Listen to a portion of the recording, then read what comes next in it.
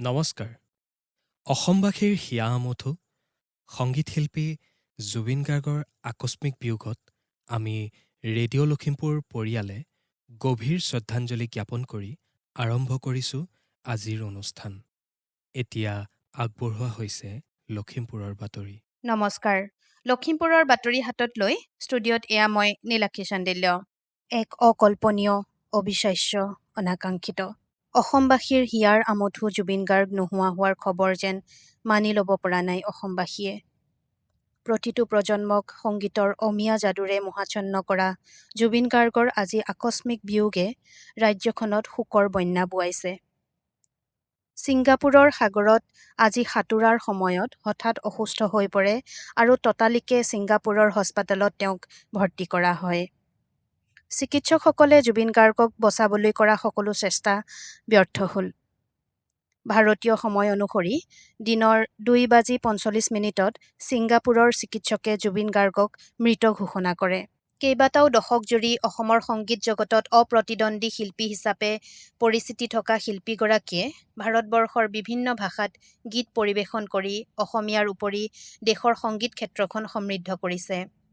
1972 চনৰ 18 নৱেম্বৰত জন্মগ্ৰহণ কৰা জুবিন গাৰ্গৰ মৃত্যুৰ সময়ত বয়স হৈছিল 53 বছৰ।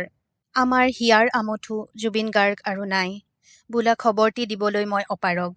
কি সতে শোকবাৰ্তা দিওঁ। সীমাৰ পৰিধি ভাঙি স্বকীয় ৰূপেৰে উদ্ভাসিত জুবিন গাৰ্গৰ যাদুকৰী কণ্ঠটি এনেদৰে হঠাতে হেৰাই যাব বুলি বিশ্বাস কৰিব পাৰি জানো? হেজাৰ হেজাৰ সৃষ্টিত তুমি আমাৰ মাজত জীয়াই থাকিবা জুবিন। এনেদৰে অসমৰ মুখ্যমন্ত্ৰী ডক্টৰ হিমন্ত বিশ্ব শৰ্মাই শিল্পীগৰাকীৰ মৃত্যুত শোক প্ৰকাশ কৰি কয়, আমি ৰেডিঅ' লখিমপুৰৰ পৰিয়ালে শিল্পীগৰাকীৰ অকাল বিয়োগত যাচিছো গভীৰ শ্ৰদ্ধাঞ্জলি। পৰিৱেশ সংৰক্ষণ, অৰ্থনৈতিক আৰু সাংস্কৃতিক দিশত বাঁহৰ গুৰুত্ব সম্পৰ্কত সজাগ কৰাৰ বাবে 2009 চনৰ পৰা প্ৰতি বছৰে 18 ছেপ্টেম্বৰ দিনটো বাঁহ দিৱস হিচাপে পালন কৰা হয়। এই দিৱস উদযাপনে গ্ৰাম্য অৰ্থনীতিৰ উন্নয়ন, জলবায়ু পৰিৱৰ্তন ৰোধ কৰা আৰু বহনক্ষম উন্নয়নৰ বাবে নৱীকৰণযোগ্য সম্পদ হিচাপে বাঁহৰ ব্যৱহাৰত গুৰুত্ব আৰোপ কৰা হৈছে। ৰাজ্যখনৰ 31,000 হেক্টৰ ভূমিত বাঁহ খেতি কৰা হয়। শেহতীয়াকৈ নুমলীগড় চৌহদত বিশ্বৰ প্ৰথমটো বাঁহভিত্তিক ইথানল প্ৰকল্প দেশৰ প্ৰধানমন্ত্ৰীয়ে উদ্বোধন কৰাৰ পিছতে বাণিজ্যিক ক্ষেত্ৰতো বাঁহৰ গুৰুত্ব বৃদ্ধি পাইছে। প্ৰধানমন্ত্ৰীগৰাকীয়ে যোৱা 14 ছেপ্টেম্বৰত উদ্বোধন কৰা নুমলীগড় শোধনাগাৰৰ বাঁহভিত্তিক জৈৱ ইথানল প্ৰকল্পৰ বাবে ইতিমধ্যে 1 কোটি টকা মূল্যৰ বাঁহ শোধনাগাৰ কৰ্তৃপক্ষই ক্ৰয় কৰা হৈছে। এই প্ৰকল্পৰ বাবে বাঁহ ক্ৰয় বিক্ৰয়ৰ এটা অবিৰত যোগান শৃংখলা গঢ়ি তুলিবলৈ গ্ৰহণ কৰা পদক্ষেপে লখিমপুৰ জিলাৰ বাঁহ খেতিয়কসকলৰ বাবেও বাট মুকলি কৰিছে বুলি আশা কৰা হৈছে।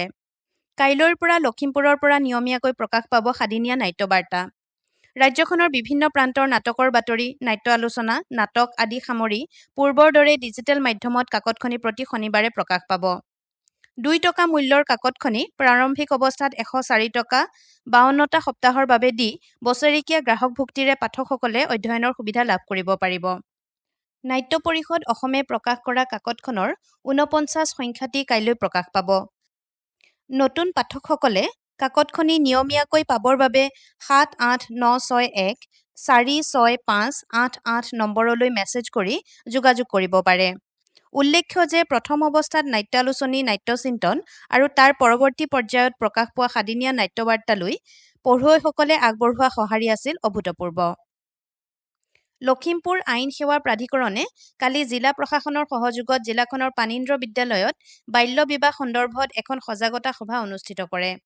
সভাত এটা আইনী সাক্ষৰতা ক্লাবো মুকলি কৰা হয়।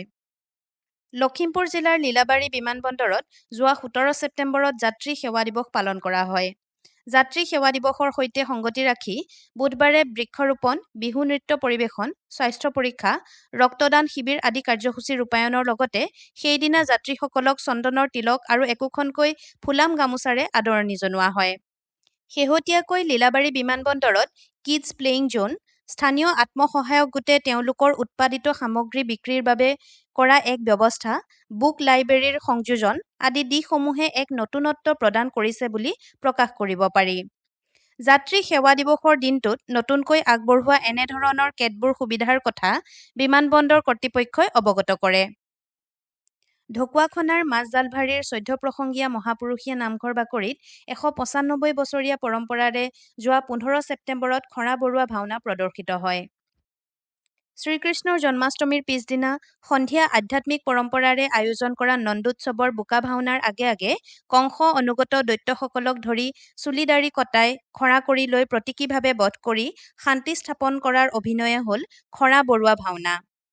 এই খৰা বৰুৱা ভাওনাৰ এক বিশেষত্ব হ'ল এই ভাওনাৰ লিখিত নাটক আৰু গীত আছে যদিও ভাৱৰীয়াসকলৰ মুখত কোনো বচন নাই। ভাওনাৰ পূৰ্বে গাঁৱৰ এটা দিশৰ পৰা খৰা বৰুৱাসকলক গায়ন বায়নেৰে নামঘৰলৈ শোভাযাত্ৰা কৰি অনা হয়।